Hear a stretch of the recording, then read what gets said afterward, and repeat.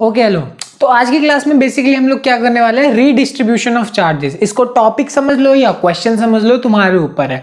कहने का मतलब है इस क्वेश्चन में ऐसा हम देखने वाले कि हमारे पास मान लो दो कैपेसिटेंस है, ठीक है। अब इन दोनों कैपेसिटेंस को मान लो हम लोगों ने मैनुअली टच कराया, ठीक है। इसका C1 है, इसका C2 है, ठीक है। कैपेसिटर्स हैं, सॉरी, C1 है और C2 है, इनको टच कराया। तो इनका टच कराने के बाद इस पे मान लो ज्यादा चार्ज है, इस पे मान लो कम चार्ज है, या उल्टा इस पे ज्यादा इस पे कम। तो टच कराने के बाद क्या होगा, दोनों में चार्ज कैसे बटेगा, या बटेगा भी या नहीं बटेगा, फर्क पड़ेगा या नहीं पड़ेगा, वही चीज देखेंगे। तो चलो मान लो मैंने इसको ऐसे यहां से एक ऐसे वायर से ऐसे, ठीक है, ऐसे टच करा दिया, ठीक। अब इसको टच कराने से क्या फर्क पड़ने वाला है इन दोनों के ऊपर, वही चीज हम देखेंगे। चलो मान लो Q1 है पहले वाले के ऊपर चार्ज, इसके ऊपर Q1 चार्ज है, इसके ऊपर Q2 चार्ज है, इसके ऊपर, ठीक है ना। तो C1 V1 और C2 V2, Q is equal to CV formula होता है, तो इसके लिए C1 V1, इसके लिए C2 V2। अब यहाँ पे एक इंपॉर्टेंट बात है, ये इंपॉर्टेंट बात ये है कि हमेशा जो पॉजिटिव चार्ज है वो कहां से कहां फ्लो करता है, हाइयर पोटेंशियल से लोअर पोटेंशियल की तरफ फ्लो करता है। यानी कहने का मतलब है इनमें से जो भी हाइयर पोटेंशियल होगा, चलो मान लो V2 हाइयर है V1 से, मान लो, मैंने ऐसा कहा नहीं है, मान लो, तो V2 V1 से ज्यादा हाई है, तो चार्ज पक्का कहां से कहां मूव करेगा, V2 से V1 की तरफ। कौन से चार्ज की बात कर रहे हैं, पॉजिटिव चार्ज के बारे में। ये बात ध्यान रखो, खैर इसका एक्सप्लेनेशन तुम्हें मैं थर्ड चैप्टर में दूंगा, बट अभी के लिए बात तुम्हें समझ लो। थर्ड चैप्टर मतलब अगला चैप्टर करंट इलेक्ट्रिसिटी होगा जो वहां पे, पर इतना समझ लो कि पॉजिटिव चार्ज हमेशा कहां से कहां मूव करता है, हाइयर पोटेंशियल से लोअर पोटेंशियल की तरफ, ठीक है ना। तो नेक्स्ट हम ये देख लेते हैं कि मतलब टोटल चार्ज और टोटल कैपेसिटेंस कितना होगा। ये चेंज तो नहीं होने वाला ना, चार्ज तो दोनों के ऊपर जितना था उतना ही रहेगा, क्योंकि ये इंसुलेटेड है। हमने इसको ग्राउंड से अच्छे से जोड़ा, मतलब ऐसा जोड़ा है कि ग्राउंड में चार्ज ना जाए या हवा में तो चार्ज उड़ेगा नहीं, ये सारी बात है। तो जो टोटल चार्ज है वो टोटल ही रहने वाला है, Q1 प्लस Q2। चार्ज पे फर्क नहीं पड़ेगा, मतलब टोटल चार्ज पे फर्क नहीं पड़ेगा। हाँ, इस पे कितना चार्ज था पहले और बाद में, इस पे कितना चार्ज था पहले और बाद में, इस पे फर्क पड़ेगा, बट ओवरऑल चार्ज सेम ही रहने वाला है। और टोटल कैपेसिटेंस भी क्या रहेगा, सेम, C1 प्लस C2, ठीक है। सिंपल सी चीज। तो यहां पे आते हैं हमारे पास सबसे बढ़िया और सबसे इंपॉर्टेंट चीज, और वो क्या आएगा, कॉमन पोटेंशियल, ठीक है। कि बेसिकली जो कॉमन पोटेंशियल होगा वो कितना होगा, है ना। तो कॉमन पोटेंशियल का क्या मतलब है, इन दोनों को ज्वाइन करने के बाद हम ऐसा समझ सकते हैं कि उनके ऊपर, मतलब ये जो पॉजिटिव चार्ज है तब तक फ्लो करेगा हाइयर से लोअर की तरफ। ध्यान से सुनना, पॉजिटिव चार्ज तब तक फ्लो करेगा जब तक दोनों का पोटेंशियल कॉमन ना हो जाए। कहने का मतलब दोनों का पोटेंशियल सेम ना हो जाए। तो वो दोनों का सेम पोटेंशियल निकालने के लिए तुम्हें क्या करना पड़ेगा, टोटल क्या निकालना पड़ेगा, टोटल चार्ज अपॉन में टोटल कैपेसिटेंस, यही करना पड़ेगा। ये कोई दिक्कत वाली बात तो है नहीं। ये क्या है, ये फॉर्मूला है। क्या होता है, Q is equal to CV, तो V इज इक्वल टू क्या होगा, Q बाय C। तो टोटल चार्ज अपॉन में टोटल कैपेसिटेंस, जैसे ही तुम ये चीज करोगे तुम्हारे पास क्या आ जाएगा, कॉमन पोटेंशियल आ जाएगा। तो निकालते हैं, चलो V की, अब कॉमन पोटेंशियल को V मान लेते हैं। अब टोटल चार्ज तुम्हें निकालना है, तो total charge Q1 plus Q2 है, ठीक है। Q1 प्लस Q2, ये चीज तो हमने देखी ही अभी, है ना। और टोटल कैपेसिटेंस की वैल्यू कितनी है, C1 प्लस C2, कितनी है, C1 प्लस C2। देखा, इसीलिए मैंने पहले ही लिख लिया था। वैसे तो अगर देखा जाए कि अगर ये नहीं लिखते ना पहले तो भी चल जाएगा, बट एक्चुअल में हमें पता होता है ना कि हम आगे अगले स्टेप में क्या, जब डेरिवेशन की प्रैक्टिस करते रहोगे तब तुम्हें पता लगने लगता है कि आगे क्या होने वाला है। खैर अगर नहीं भी लिखते और तुम इस फॉर्मूले पे आता तो तुम्हें देखते कि टोटल चार्ज और टोटल कैपेसिटेंस चाहिए, तो तुम टोटल चार्ज पहले वो निकाल लेते, फिर टोटल कैपेसिटेंस निकालते, फिर वैल्यू पुट करते, ऐसे करते। बट पहले से पता है तो उसका यही फायदा है। नहीं भी होगा तो कोई दिक्कत नहीं है, यही मतलब है। अब Q1 की जगह आराम से हम क्या लिख सकते हैं, C1 V1 प्लस Q2 की जगह क्या रख सकते हैं, C2 V2, आराम से रख सकते हैं, कोई दिक्कत वाली बात नहीं है। टोटल कैपेसिटेंस की जगह क्या रखेंगे, C1 प्लस C2, हाँ या ना। तो ये आ गया हमारे पास कॉमन पोटेंशियल की वैल्यू कितनी आई है, ये चीज, ठीक।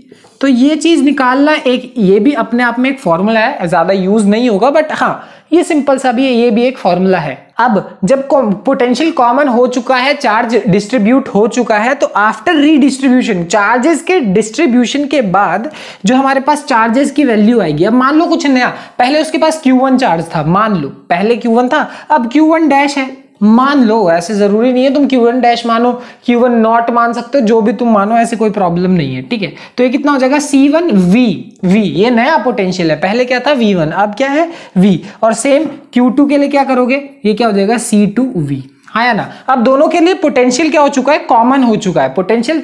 देखो वही मेन मोटिव ही यही होता है, जैसे ही इनको जोड़ा ना मेन मोटिव ही यही है, चार्ज तब तक ही फ्लो करेगा जब तक क्या नाम है पोटेंशियल ना बराबर हो जाए, हायर से लोअर मूव ही तब तक करेगा। तो जैसे ही पोटेंशियल बराबर हो जाएगा काम बन जाएगा, उसके बाद चार्ज मूव नहीं करेगा, यही मतलब होता है। तो अब ये आ गया Q1 डैश और Q2 डैश की वैल्यू, ठीक है। अब यहां पे अगर तुम एक तरीके से रेशियो निकाल दो तो क्या आ जाएगा, Q1 डैश अपॉन में Q2 dash is equals to C1 by C2, ये आया, हाँ या ना।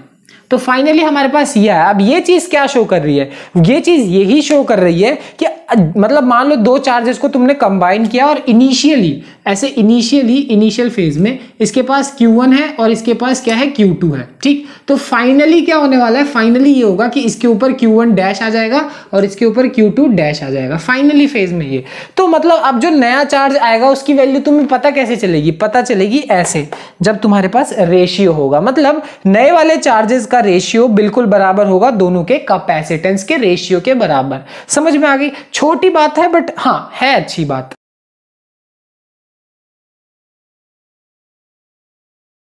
तो अब फाइनली हम लोगों ने रीडिस्ट्रीब्यूशन ऑफ चार्ज देख लिया और हमें पता लग गया जो नया चार्ज आएगा वो कैपेसिटेंस के रेशियो के बराबर होगा, इन दोनों का रेशियो कैपेसिटेंस के रेशियो के बराबर होगा। बट ये जो रिजल्ट आया ना वो रिजल्ट ज्यादा पूछते हैं एज कंपेरेबल टू कोई वो पूरी डेरिवेशन, और डेरिवेशन तो ना के बराबर ही चांस है, बट हाँ रिजल्ट के अपने बहुत सारे यूज हैं। बट उससे ज्यादा इंपॉर्टेंट एक चीज है और वो क्या है, loss of energy. Loss of energy कहने का मतलब क्या है कि जब भी चार्जेस रीडिस्ट्रीब्यूट होते हैं ना तो रीडिस्ट्रीब्यूशन के समय एनर्जी का लॉस होता है, ठीक है। तुम्हें पता है कोई भी काम करने के लिए एनर्जी लगेगी, मतलब एनर्जी का लॉस कहना एक गलत शब्द है बट हाँ बात वही है, क्योंकि तुम्हें पता है एनर्जी क्रिएट नहीं कर सकते, डिस्ट्रॉय नहीं कर सकते, तो खो जाए ऐसा नहीं होता। बट हाँ कहीं ना कहीं तुम्हारे तरफ से एक तरीके से सोचो ना, तुमने किसी पे एनर्जी खर्च कर दी तो तुम्हारे लिए एनर्जी खत्म हो गई ना, बिल्कुल वैसा ही वाला काम है कि एनर्जी लॉस हो जाएगी इस पूरे सिस्टम की, ऐसा समझ सकते हो तुम। तो वही है कि ये करने के बाद एनर्जी में कितना लॉस आता है वो चीज ज्यादा इंपॉर्टेंट है और वो देखते हैं अब। तो लॉस ऑफ एनर्जी निकालने के लिए हम सिंपल कंसेप्ट यूज करेंगे। पहले इनिशियली हमारे पास कितनी एनर्जी थी, इनिशियली शुरुआत में, और फाइनली कितनी एनर्जी थी, ये दोनों चीजें निकालेंगे और इनिशियल में से फाइनल को माइनस कर देंगे। मतलब क्यों इनिशियल में फाइनल को, क्यों, तुम्हारे पास अभी 100 रुपए हैं, ठीक है, बाद में 50 रुपए हैं, तो तुम्हारे कितने रुपए खर्च हो गए है, क्या समझो, तो 100 में से 50 को माइनस करोगे, यही वाली बात है। तो 100 में से 50 वही वाली है। तो अब इनिशियली देखते हैं कि हमारे पास इनिशियली एनर्जी कितनी थी, half C1V² plus half C2V²। सही लिखा है नहीं लिखा मैंने, इनिशियली जब मेरे पास ये वाला है तो ये V1 और ये V2। हमने शुरू में देखा था कि जब हम स्टार्टिंग की बात कर रहे थे जब चार्ज डिस्ट्रीब्यूट नहीं हुआ था, अभी देखा ना 2 मिनट पहले कि U1 की वैल्यू कितनी है, हाफ C1V² V1² और हाफ C2V2², है कि नहीं, ये शुरुआत की बात है। अब हम अगर फाइनली बात करेंगे तो फाइनली क्या होगा, half C1V² plus half C2V²। अब ये चीज क्या है, यहां पे जो V है अब वो नॉर्मल, मतलब दोनों का कॉमन पोटेंशियल हो गया। इनिशियली क्या था, V1 और V2 दो अलग अलग पोटेंशियल थे, पर जैसे ही इन दोनों को जोड़ा दोनों का सेम कॉमन पोटेंशियल हो गया और वो क्या है, V। तो यहाँ पे डिफरेंट पोटेंशियल है और यहाँ पे सेम पोटेंशियल है, यही फर्क है, ठीक है ना, और कुछ नहीं। अब देखो अब आगे क्या करने वाले हैं, तो U फाइनल निकालेंगे। तो U फाइनल निकालने के लिए तुम्हें क्या करना पड़ेगा, हाफ V² कॉमन ले लो, अंदर क्या बचेगा C1 प्लस C2, ठीक है, half V² equals to C1 plus C2। और इस V की वैल्यू अभी 2 मिनट पहले ही हमने निकाली थी, तो वही V की वैल्यू यहाँ पे पुट कर देते हैं। तो ये फॉर्मूला हम लोगों ने अभी निकाला था, टोटल चार्ज अपॉन में टोटल कैपेसिटेंस करके, ये फॉर्मूला अभी 2 मिनट पहले निकाला था, वही वैल्यू यहाँ पे पुट कर देंगे, इज इक्वल्स टू हाफ, इसकी जगह वो C1V1 प्लस C2V2 अपॉन में C1 प्लस C2, यही फॉर्मूला था।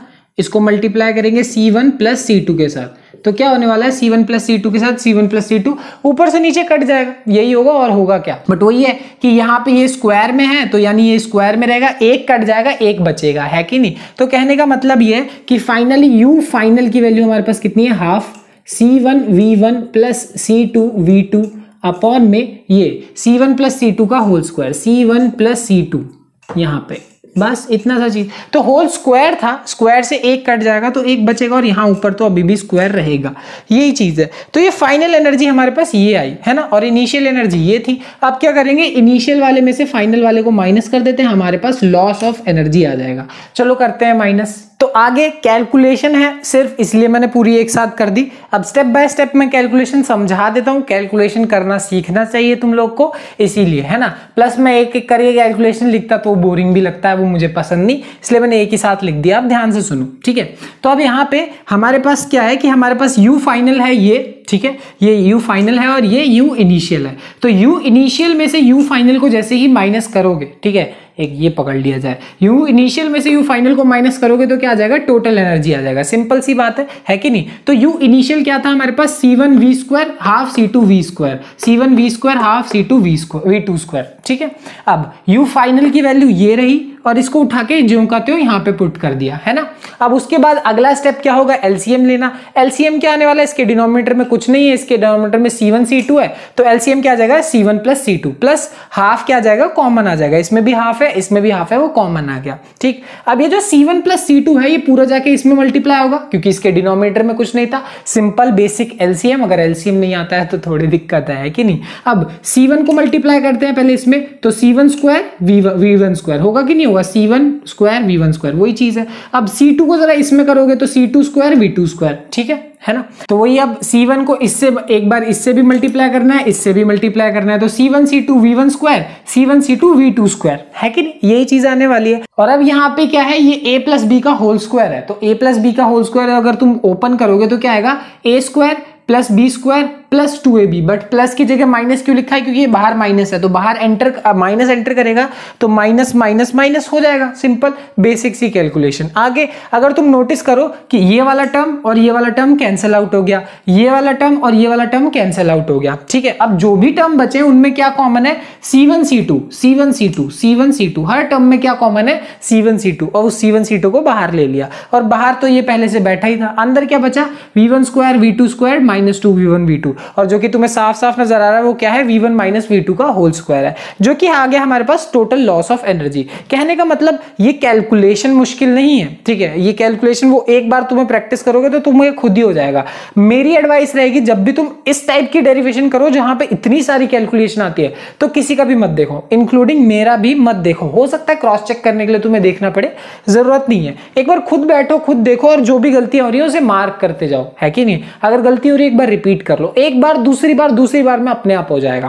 खैर पूरी बात में इंपॉर्टेंट ये है कि तुम अगर नोटिस करो कि यहां आंसर क्या आ रहा है, V1 माइनस V2 का होल स्क्वायर। अगर सोचो, अगर मान लो V1 V2 से बड़ा हुआ, ठीक है, तो भी यहां फॉर्मूले में पुट करोगे स्क्वायर हो जाएगा, तो स्क्वायर होने के बाद वो पॉजिटिव हो जाएगा, है कि नहीं। चाहे 3 - 2 करो या 2 - 3 करो, दोनों का जब स्क्वायर करोगे तो आंसर क्या आएगा, सेम आएगा, है कि नहीं। वही वाली बात है। तो यहां पे जब स्क्वायर हो जा रहा है इसका मतलब ये आंसर हमेशा पॉजिटिव होगा, हमेशा पॉजिटिव होगा। तो वो चीज क्या शो कर रही है, वो ये शो कर रही है चाहे इसके पास ज्यादा पोटेंशियल हो, चाहे इसके पास ज्यादा पोटेंशियल हो, चाहे इसमें से इसमें चार्ज फ्लो करे या इसमें से इसमें चार्ज फ्लो करे, लॉस ऑफ एनर्जी हमेशा होगा। एनर्जी हमेशा लूज होगी, और कैसे लूज होती है, आसपास हीट में चली गई, किसी और फॉर्म में चली गई, ये सारी बात है। तो कहने का मतलब ये ज्यादा इंपॉर्टेंट है कि एनर्जी तो हमेशा लॉस होगी ही होगी, ठीक है। तो ये था आज की क्लास का पूरा रीडिस्ट्रीब्यूशन ऑफ चार्जेस, और ज्यादा इंपॉर्टेंट लॉस ऑफ एनर्जी जब चार्जेस रीडिस्ट्रीब्यूट होते हैं, ठीक है। चलो आज की क्लास के लिए इतना ही, मिलते हैं अगली क्लास में, बाय बाय।